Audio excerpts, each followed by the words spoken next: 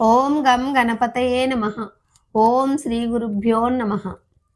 పొద్దున్నే అప్పుడే ఉదయిస్తున్న సూర్యుడి వెలుగులో పక్షుల కిలకిలా రావాలతో పచ్చని చెట్లతో నిండి ఉన్న ఆశ్రమంలో ఒక యువ శిష్యుడు ఆందోళనతో గురువు ముందుకు వచ్చి ఆతృతతో, గురుదేవా, ఎక్కడ చూసినా దుఃఖం, బాధ కనిపిస్తుంది.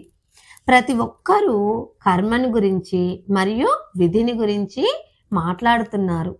నాకు ఒక విషయం చెప్పండి. నా జీవితం ముందే రాసి పెట్టబడిందా?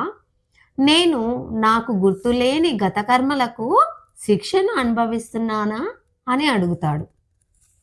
అప్పుడు గురువుగారు సున్నితమైన చిరునవ్వుతో, వీటిని గురించి తెలుసుకునే ముందు ఈ ప్రశ్నలు అడుగుతున్నది ఎవరు అని మనము విచారణ చేయాలి. ఈ నేను ఎవరో తెలిస్తే ప్రశ్నలకు చోటు ఉండదు. ఎప్పుడైతే మన అజ్ఞానంతో ఈ శరీరమే నేను అని శరీరంతో మమేకం అవుతామో అప్పుడే బాధలు అనేవి మొదలవుతాయి. ఎప్పుడైతే కర్తృత్వ భావం మొదలవుతుందో అప్పుడే కర్మలు మొదలవుతాయి. ఎప్పుడైతే ఎందుకు నాకు ఇలా జరుగుతున్నాయి అని అనుకుంటామో అప్పుడే బంధం మొదలవుతుంది. ముందుగా నాకు అంటున్నది ఎవరో అని ప్రశ్నించుకోండి. ఆ నాకు అంటున్న వాడి ఉనికి ఎక్కడుంటుందో తెలుసుకునే ప్రయత్నం చేయండి. ఎవరు గత జన్మ కర్మల ఫలాన్ని అనుభవిస్తున్నామని అనుకుంటారో వారికే జీవితం ముందే నిర్ణయించినట్టుగా కనబడుతుంది. కానీ మన స్వస్వరూపమైన నేను ఎప్పుడూ బంధంలో చిక్కుకోదు. ఎందుకంటే అది జనన మరణాలు లేనిది మరియు అనంతమైనది మరియు అభేద్యమైనది. దేనికైతే జననం ఉంటుందో అది మాత్రమే కర్మను అనుభవిస్తుంది. ఏది సత్యమో అది ఎప్పటికీ జన్మించదు అని చెబుతాడు గురువుగారు. అప్పుడు శిష్యుడు, మరి ఈ బాధలన్నీ అనుభవిస్తున్నాం కదా, ఎందుకు అని అడుగుతాడు. అప్పుడు గురువుగారు సూటిగా శిష్యుని వైపు చూస్తూ, అసలు ఈ బాధలన్నీ ఎవరికి అని నిన్ను నువ్వు ఎప్పుడైనా ప్రశ్నించుకున్నావా? ఒకవేళ ఈ బాధలన్నీ అనుభవిస్తున్నది నీ శరీరమే అయితే ఆ శరీరం ఎప్పటికీ చెప్పుకోలేదు. ఎందుకంటే అది జడ పదార్థం కాబట్టి. ఒకవేళ ఈ బాధలన్నీ ఈ మనసుకే అనుకుంటే మనసేమో ఆలోచనల సమాహారం కాబట్టి వీటిని గమనించేవాడు ఎవడో వాడిని పట్టుకుంటే ఈ బాధలన్నీ వాడిలోనే సమసిపోతాయి. కర్మ అనేది శిక్ష కాదు. ఇది కేవలం మన కర్తృత్వ భావాన్ని చూపించే ఒక అర్థం మాత్రమే. కర్తనే లేనప్పుడు కర్మను అనుభవించేవారు ఎక్కడుంటారు?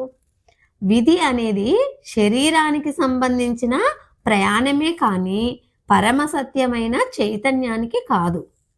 రైలులో పోయేవాడు వాడి సామాన్లను వాడు నెత్తిన పెట్టుకోవాల్సిన అవసరం లేదు.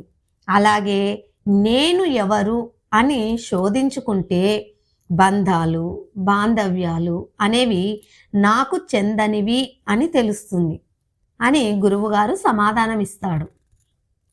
అప్పుడు శిష్యుడు మళ్ళీ ఇలా ప్రశ్నిస్తాడు, అయితే గురువుగారు, మన గత జన్మ కర్మల నుండి మనం తప్పించుకోవచ్చా అని అడుగుతాడు. అప్పుడు గురువుగారు నవ్వుతూ, ముందుగా ఆ కర్మ అనేది ఎవరిదో తెలుసుకో.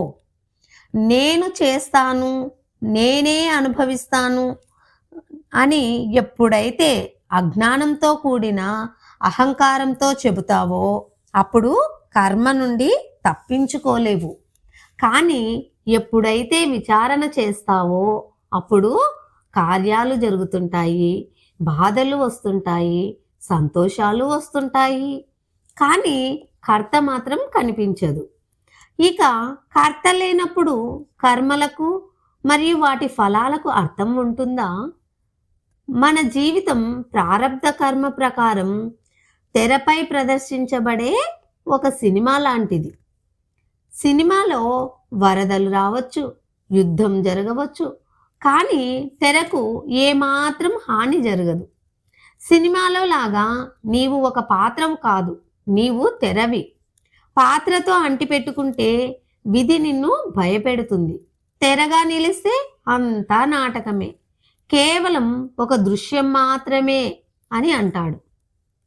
అప్పుడు శిష్యుడు, మరి బాధల నుంచి ఎలా తప్పించుకోవాలి, మరి తప్పించుకునే మార్గాలు ఉన్నాయా అని ప్రశ్నిస్తాడు.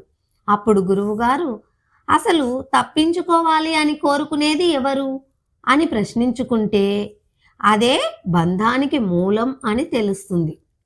శుద్ధమైన నేను కర్మకు అతీతం. నేను ఈ శరీరం అన్న ఆలోచనే బంధాన్ని సృష్టిస్తుంది.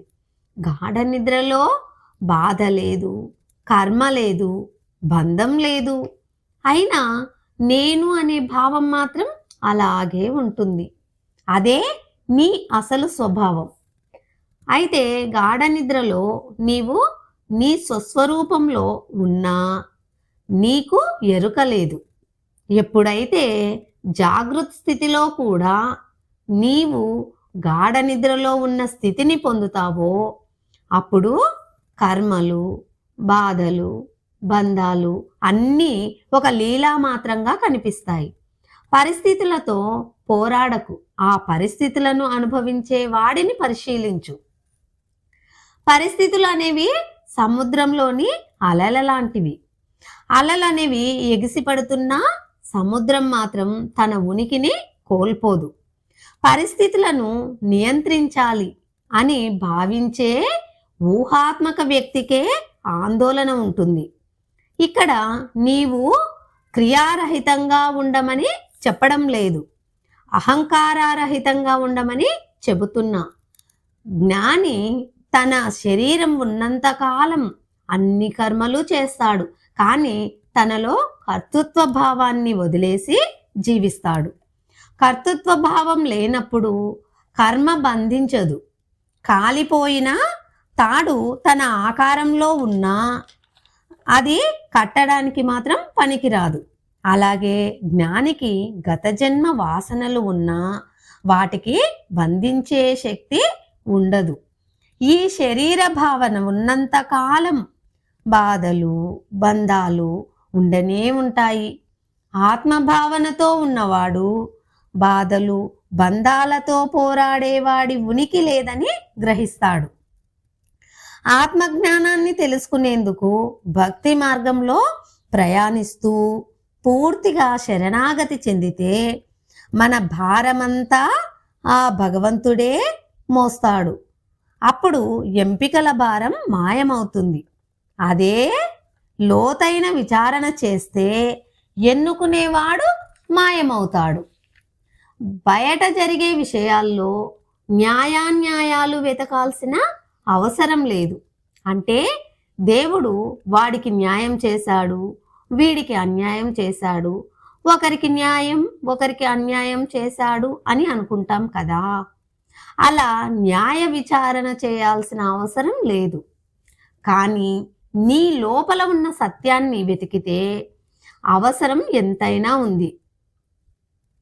సూర్యుడు ఉదయిస్తే చీకటిని తొలగించాల్సిన అవసరం లేదు, అది సహజంగానే మాయమవుతుంది. అలాగే ఆత్మజ్ఞానం ఉదయిస్తే ఈ కర్మలు, ఈ బంధాలు, శారీరక బాధలు అనేవి అసత్యం అని తెలుస్తుంది. అజ్ఞానం తొలగితే బాధలు వాటంతట అవే తొలగిపోతాయి. ఆలోచనలేమీ లేకుండా నేను ఉన్నాను అనే భావాన్ని పట్టుకో. ఆలోచనలను ప్రయాణికులలాగా వచ్చిపోనివ్వు, వాటితో కలిసి ప్రయాణం చేయవద్దు. ఆలోచనలతో తాదాత్మ్యం చెందే కొద్దీ జీవితం భారంగా కనిపిస్తుంది. ఆత్మ చైతన్యం కలిగినప్పుడు బంధం లేదు, కర్మ లేదు, బాధ లేదు, విధి లేదు. ఉన్నది కేవలం శుద్ధమైన చైతన్యం మాత్రమే అంటూ ముగిస్తాడు. జై శ్రీరామ్.